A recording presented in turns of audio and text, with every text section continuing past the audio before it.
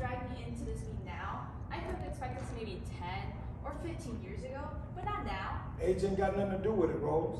I've done everything a wife should be, everything a wife could be. I've been married to you 18 years, and I have to live to see the day that you tell me that you've been rolling around with some other woman and then fathered a child by her. You know, I didn't want no half-nothing family. My whole family is half. Everybody's got different fathers and mothers. I've got 2 brothers and sisters. I didn't want that for any of my children. Stop it now. You ought to know. It's time for you to know. Well, I don't want to know, goddammit. Rose, I can't just make it go away. I can't just wish the circumstances of the thing away. And maybe you don't want to either. Maybe you want to wish me and my boy away when you can't just wish us away. I've invested 18 years of my life in you. You should have just stayed in my bed, Troy. Now listen to me. We can get a handle on this thing. We can talk this out, come to an understanding. Oh, all of a sudden it's we? Where was we when you were rolling around with some other godforsaken woman? We should have come to an understanding before you started making a damn fool of yourself. You're a day late and $1 short when it comes to an understanding with me. It's just, she give me a different idea, a different understanding about myself.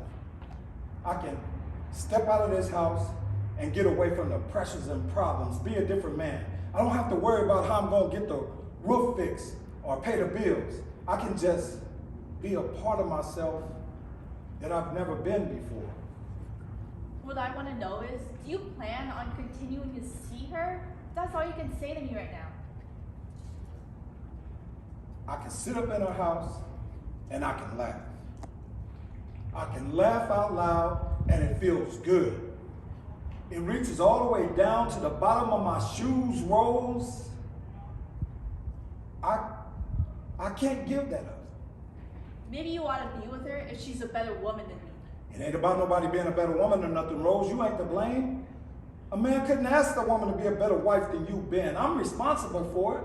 I done locked myself into a pattern of trying to take care of you all that I forgot about myself.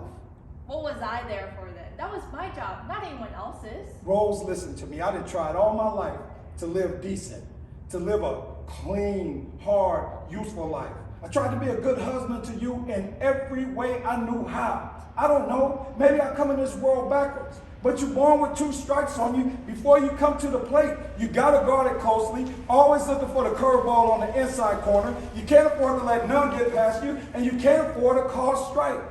Everything lined up against you. What you gonna do? I fooled them, Rose. I bunted. When I found you and Corey and a halfway decent job, I was safe. Couldn't nothing touch me. I wasn't gonna get that 3rd strike. I wasn't going back to the penitentiary. I wasn't gonna be laying up in the streets with a bottle of wine. I was safe. I had me a family. I had me a job. I was standing on first base, waiting for one of them boys to get me in, to knock me home. Then I saw that You should have gap. stayed in my bed, And Troy. she firmed up my backbone. And I got to thinking that if I tried, I just might be able to steal second. Do you understand that I wanted to steal second after 18 years? I stood on first base for 18 years and I thought to myself, well, God damn it, go for it. We're not talking about baseball. We're talking about you rolling around with some other woman. That's what we're talking about. We're not talking about freaking baseball.